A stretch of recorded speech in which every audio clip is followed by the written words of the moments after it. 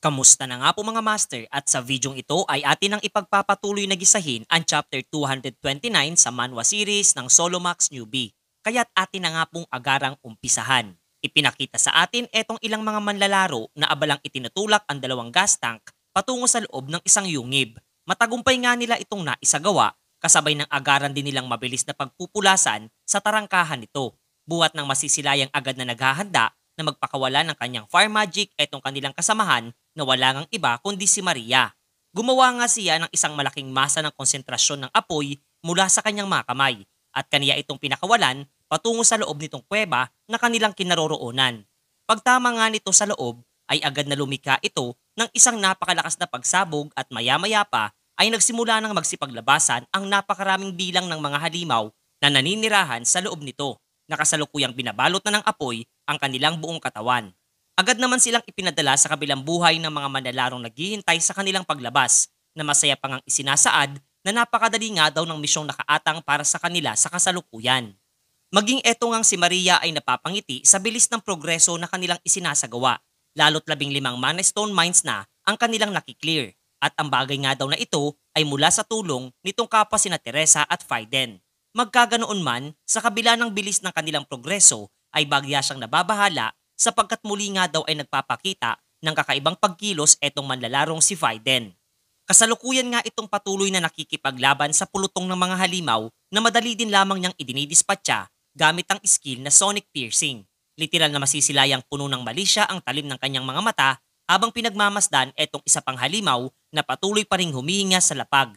Inactivate nga niyang muli ang skill na Blazing Spear at tuluyang tinupok ng asul na apoy etong nasabing halimaw habang sinasambit ang pagnanais na mamatay ito na nakadarama ng labis na paghihirap. Ang kaniyang aksyong isinasagawa ay ikinabiglang masilayan naman nitong si Teresa na kasalukuyang kaniyang kasakasama. Pahayag pa nga nitong dalaga na kung tutuusin nga daw ay mamamatay na rin etong halimaw, subalit sadyang ang pagnanais nitong si Faiden na paslangin ito ay napakatindi.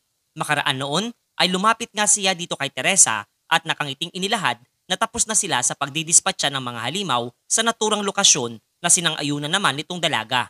Ngunit bago pa man nila tahakin ang panibagong lugar, ay hinangad nitong lalaki na isaad ang isang bagay na lubos niyang ninanais na ihayag at itong araw ay matagal niya nang nais sabihin sa kanya ng personal. Nakangitingan niyang ipinahayag ang kanyang pasasalamat sa nakaraan at ang tinutukoy nga niya dito ay ang tungkol sa naganap na unang outbreak sa Europa, kung saan ay nakaligtas siya dahil sa tulong at kabayanihang ipinamalas nitong dalaga sa nasabing insidente.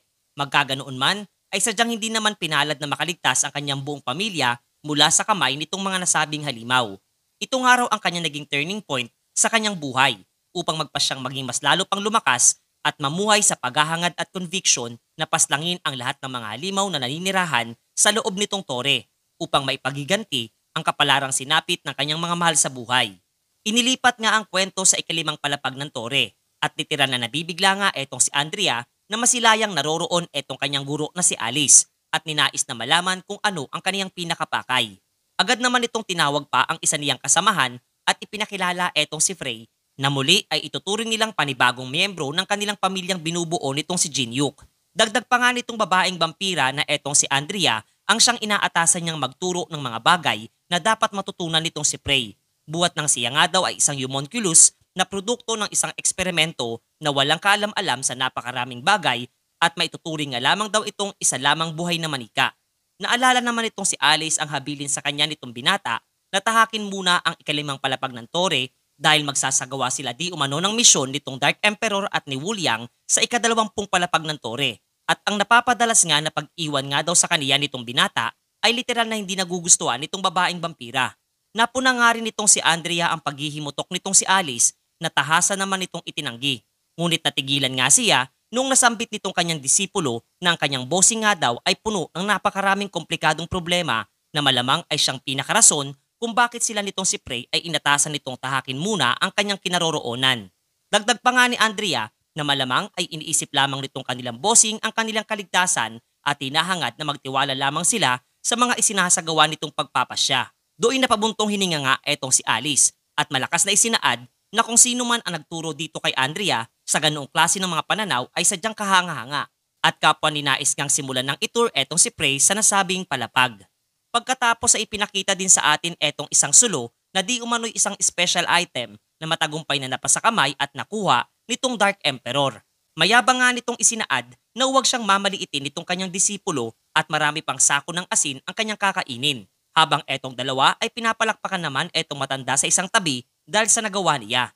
Iniabot nga nitong Dark Emperor ang nasabing sulo sa binata at nasambit na sapat na ang kasiyahang nadama matapos ang kanilang naging paligsahan. Gayon din natanong nga niya itong kanyang disipulo kung ano ang halaga ng nasabing bagay na sinagot naman itong si Jinyuk na tangi may paggagamitan daw siya sa halaga ng nasabing item habang kasalukuyang pinalilibutan ng napakaraming bilang ng mga naglalakihang orc sa bawat sulok. Magkaganoon man ay hindi siya nakadama ng anumang pangamba at nakangiti pa nga buwat nang naroroon na nga daw sa ngayon ang lahat ng mga mandirigma sa kanilang tribo.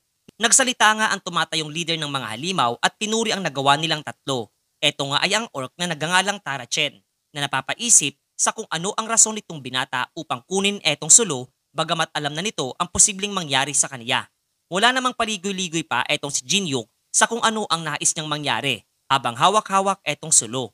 Napapangiti nga siya sapagkat hindi ito ang orihinal niyang plano. Ngunit ang kanyang naiisip na isagawa sa ngayon ay isa di umanong magandang ideya. Galit na galit nga etong sina Tarachen at walang planong ganoon na lamang kadaling makakaalis etong tatlo matapos ang kanilang pananakit at pagpaslang sa iba nilang mga kalahi.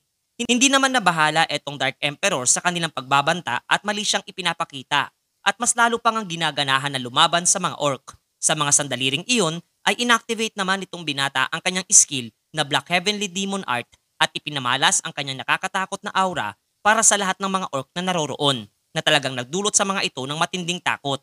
Seryoso nga niyang isinaad para kay Tarachen na malamang ay nadama din ito ang kanyang kapangyarihan na kahit nga pagtulong-tulungan pa nga siya ng lahat ng mga orc na naroroon ay wala din silang magagawa laban sa kanya. Kung ipipilit nga daw ng mga ito na umatake ay malamang na karamihan sa kanila ay masasawi lamang at ang ilan na maswerteng makakaligtas ay hindi din niya alam ang magiging kapalaran mula sa kamay ng dalawa pa niyang kasamahan. Ipinahayag nga din niya ang kagustuhang hindi na umabot ang lahat sa ganun at mas minabuting hamunin sa isang duelo etong tumatayong hepe ng tribo ng mga orc na si Tarachen upang alamin ang kanilang tadhana gamit ang pamamaraan ng isang mandirigma. Ilang sandali pa nga ang lumipas at tinahak na nila ang magiging venue ng kanilang sagupaan at ang lahat ng mga orc ay naroroon upang suportahan ang kanilang pinuno. Gayon din maging etong Dark Emperor at si Wuliang na malakas na isinisigaw na tapusin itong kanyang disipulo etong si Tarachen, tanda ng kanyang suporta. Nagsalita naman etong leader ng mga orc para sa binata na sadyang hindi nga daw siya makapaniwala na mas pipiliin ito ang isang duelo sapagkat batay sa kanyang ipinasilip na lakas ay literal na kaniyang masasabing wala silang panama sa abilidad mayroon etong si Jinyuk. Napangiti naman etong binata sa tinuran ng kanyang magiging katunggali at isinaad na mas nanaisin niyang lumaban ng pormal kung saan mabibigyan ng pagkakataon etong si Tarachen na lumaban at ipamalas ang kanyang abilidad bilang isang pinuno sa harapan ng kanyang buong tribo. Ipinagpasalamat naman ito ng naturang orc at kasabay nga noon ay naghanda na siya ng isang pag-atake, tanda ng pag-uumpisa ng kanilang isasagawang duelo sa pagitan nitong ating pangunahing tauhan mga master.